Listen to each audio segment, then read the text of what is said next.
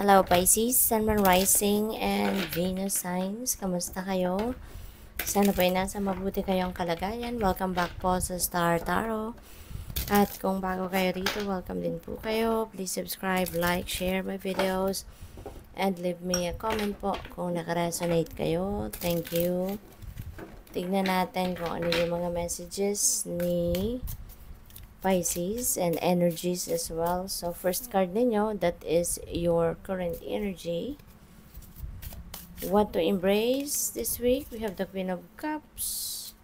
Ano yung dapat ninyong iwasan? We have Four of Wands. Ayan. Ano yung posible na maka-accomplish ninyo this week? We have Judgment, blessings and opportunities. We have Tower, obstacle. We have the Six of Pentacles. Advice from Spirit. We have the Queen of Wands. Yan. So, yung theme ninyo for the week is Ace of Swords. So, this is clarity. You know. There is victory as well na maaring makamit kayo this week. And this could be, yung clarity na to could be the susi, no? Could be the key para mapagtagumpayan mo yung sitwasyon na maaring yung pinagdadaanan sa ngayon na medyo challenging, you know. There could be also mga light bulb moment din, no? Yung parang yung merong mga bagay na bigla mo na lang may isip, no? Bigla na lang papasok sa isip mo.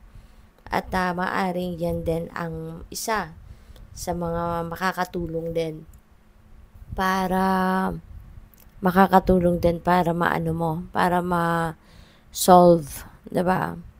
Yung problema or kung ano man ang challenging situation na maaring pinagdadaanan mo. Okay? So, yung current energy ninyo is the World, ayan, which is a new beginning and ending energy. May mga accomplishments kayo ngayon. May mga achievements kayo.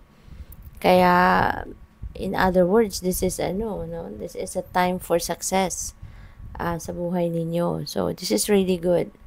Kasi, finally, no, kumbaga you are reaching the end of the journey sa kung ano man ang kunyari kontrata or project na ginagawa ninyo, yan ay matatapos mo na.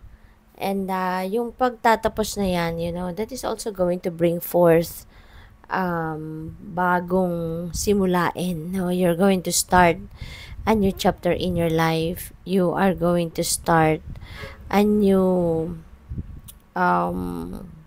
yung bagong yugto, no, sa buhay. And it could be related to anything. It could be linked to anything. Pwedeng trabaho, career, business, relationship, no, mga ganun, pag-aaral.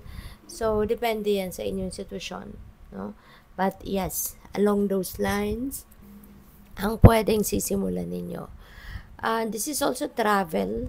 Kaya po pwede ng iba sa inyo is also going to travel to see family, maaaring ganun, to see or baka pwedeng relocation, no? yung travel na to, or siguro mag-aaral kayo, something like that, no? And travel is very imminent dito kasi we also have Four of Wands, no? Anong dapat ninyong i-embrace sa ngayon? We have the Queen of Cups. Queen of Cups is about this is about intuition, no? Listening and listening and trusting your intuition, kasi there are divine guidance na ipapadala sa inyo ang universe, and that could be linked, no, dito sa Ace of Swords. O ano man itong messages na or guidance na ipapadala sa inyo ng divine could also help, 'di ba, na mapagtagumpayan mo ang sitwasyon dito. O ano man ang pinagsisikapan mong ma-solve, or mahanap yung truth, no, ng sitwasyon, yan ay maaring link dito. So, trust your downloads. Habang malakas ngayon ang inyong radar, habang malakas yung inyong receptivity. So, mas magandang pakinggan mo to, i-access mo to, para nang sa gayon, ma-solve na. Diba? Makita mo na yung truth ng inyong sitwasyon at ma-address mo na ng tama. So, what to avoid this week is Four of Wands. Tulad na sinabi ko kanina, there could be travel, there could be relocation, there could be coming home to see family, to see friends, diba? Meron ditong okasyon, merong success na maaari talaga kayong isa-celebrate sa ngayon. Ang kailangan lang ninyong medyo maging maging aware kayo is the time, the time na gugugulin ninyo sa pakikipag socialize, sa tawag dito, pakikipag-attend ng okasyon, kasi this could distract you, baka, at saka time consuming, baka masyado kayong ma-engage sa pakikipag-usap, masyado kayong ma-engage sa mga tawag dito, pakikipag-chika sa mga tao na umattend din, that is something that you need also to be aware of, diba? Kasi kunyari may party gabi, diba? So try not to stay there ng sobrang tagal, diba? Na inumaga na and you forgot the time, na you need to to wake up early, diba? Kasi baka may trabaho, yung ganun, or other important things then. So, ano yung possible na accomplishment ninyo this week? We have the Judgment. So, this is something na very important, Pisces. Kasi, maaaring matagal nyo na itong issue ito na hindi ninyo pinapansin. This could be an issue related sa relationship, related sa past, diba, ganon. At pabalik-balik na lang ito. Maybe pabalik-balik, paulit-ulit. Ay maaaring napapansin din ninyo yan. I had this situation like, couple of years ago, or a year ago, or 6 months ago, diba? Tapos, eto na naman. It's because you've never learned the lesson yet, Kung ano ang dapat ninyong matutunan dito na lesson, maybe you haven't learned it yet, or maybe hindi mo pa to na-address ng tama, Maaaring hindi mo pa na ma-address ng tama, kaya pabalik-balik yan. Or, pwede rin, na mga nakalipas na panahon, every time na mangyayari ang ganitong sitwasyon, maybe you're just ignoring it. Diba? Kaya hanggat hindi ninyo ito pinapansin, ina-address ng tama, it will keep coming back. It will keep coming back and patuloy na babalik-balik yan sa buhay mo. Kaya ngayon, maaring ito yung ma-accomplish mo. Kasi maaring ito ay aanuhin mo na. Ito ay gagawin mo na. Maaring ito ay pagdedesisyonan mo na, maaring ito ay titignan mo na din. Diba? So, yung blessing and opportunities na pwedeng dumating sa'yo is the Tower energy. Diba? There could be a situation that you've been hanging on to na maaring alam mo nang hindi na to best para sa'yo, alam mo nang hindi ito na makakabuti para sa'yo, but for the sake of having it, or for the sake of may ginagawa kayo, or kung trabaho man ito, let's say for example trabaho, just for the sake na may trabaho kayo, for the sake na meron kayong source of income, kahit nahihirapan na kayo, kahit alam mong hindi na to makakabuti para sa'yo, hindi na maganda ang pakiramdam mo rito, you are still there, talagang kumakapit ka pa rin dito. But the universe has been sending you nudges na tapusin mo na ang connection mo dito, but maybe ini-ignore mo siya, or maybe hindi mo binapansin. Because maybe for whatever reason, baka ayaw mong magsimula kang magsimula ka sa bago, sa uno, kumbaga. Because everything, diba, starts with number 1. So, baka ganun ang ano ninyo, ang nararamdaman ninyo rito. Kaya, divine timing has come that this situation should end. Kaya, the universe is going to do this for you. The universe is going to do this favor for you na alisin ka sa situation na to, na maaaring toxic na to para sa'yo. Or maaaring hindi na talaga to for your best interest. No? So, ayun. Kung sa trabaho man ito, the divine is going to do something dito para matapos na ang situation na to. And wag ka mag-alala.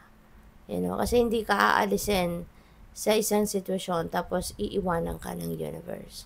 You are going to be brought to something that will be aligned with your destiny or with your purpose. Kaya, ano man ang susunod mong gagawin, ano man ang susunod mong trabaho, kung sa trabaho man ito, that is what maybe you love to do. Diba?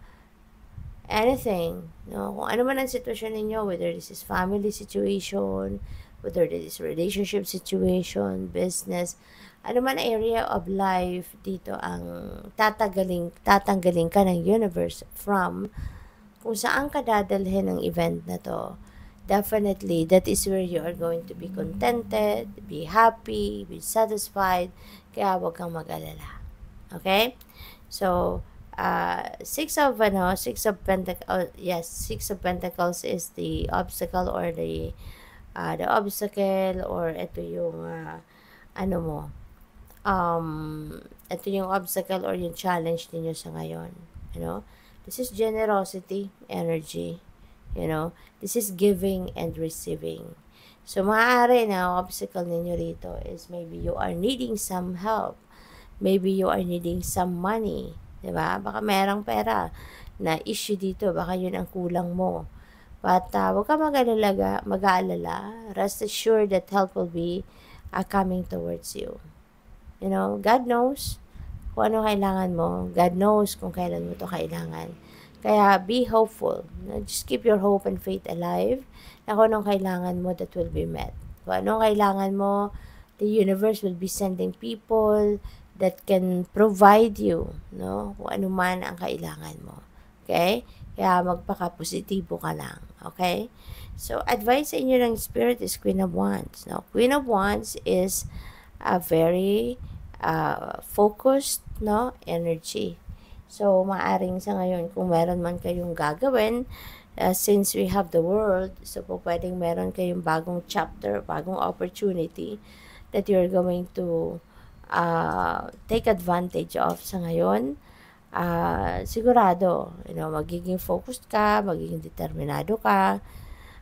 Yan ang pagkakaabalahan mo ngayon. Most of your time, bibigay mo dyan. Kasi hindi mo papayagan na ma-distract ka rito. Hindi mo papayagan na hindi mo to ma-achieve.